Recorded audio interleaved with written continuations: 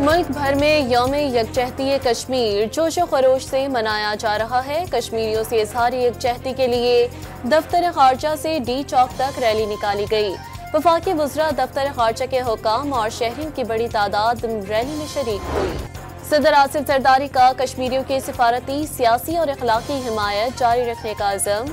भारतीय इक़दामात कश्मीरी अवाम के हक़ खुद इरादियत के जज्बे को दबा नहीं सकते, वज़ीर आज़म का पैगाम। पाक फौज मुल्क की खुदमुख्तारी और सालमियत के दिफा के लिए पूरी तरह तैयार। किसी भी मुहिम जोई का मुकम्मल ताकत के साथ जवाब दिया जाएगा। आर्मी चीफ का दो टोक पैगाम। कोर कमांडर्स कॉन्फ्रेंस में मकबूजा कश्मीर में भारत की जानिब से इंसानी हुकूक की मुसलसल खिलाफ वर्जियों की शदीद मसम्मत। अमरीका का गजा की पट्टी पर तवील अरसे तक कब्जा करने का ऐलान।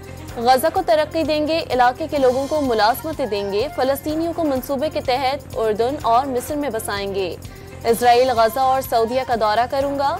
सऊदी अरब बहुत मददगार साबित होगा, डोनाल्ड ट्रंप की प्रेस कॉन्फ्रेंस। सऊदी अरब ने फलस्तीन के 2 रियासती हल तक इजराइल से ताल्लुकात बहाल करने का इम्कान मुस्तरद कर दिया। फलस्तीनी रियासत के क़याम से मुतालिक सऊदी अरब का मौक़िफ़ मजबूत और गैर मुतज़लज़ल है, सऊदी वज़ारत ख़ारजा का ऐलान। इस्माइली कम्युनिटी के रूहानी पेशवा प्रिंस करीम आगा खान 88 बरस की उम्र में इंतकाल कर गए। प्रिंस करीम आगा खान का इंतकाल लिस्बन में 4 फरवरी को हुआ। शाह करीम अल हुसैनी इस्माइली कम्युनिटी के 49वें इमाम थे।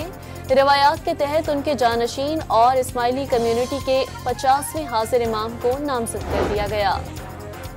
डॉन मीडिया की आगाही मुहिम ब्रीथ पाकिस्तान कॉन्फ्रेंस। मौसमियाती तब्दीली के हवाले से 6 और 7 फरवरी को 2 रोज़ा कॉन्फ्रेंस जिना कन्वेंशन सेंटर इस्लामाबाद में मुनाक़िद होगी। 11 ममालिक के 90 से ज़ायद मुक़र्ररीन इज़हारे ख़याल करेंगे। और 3 मुल्की क्रिकेट सीरीज में शिरकत के लिए न्यूजीलैंड की टीम बरास्ता दुबई लाहौर पहुँच गई।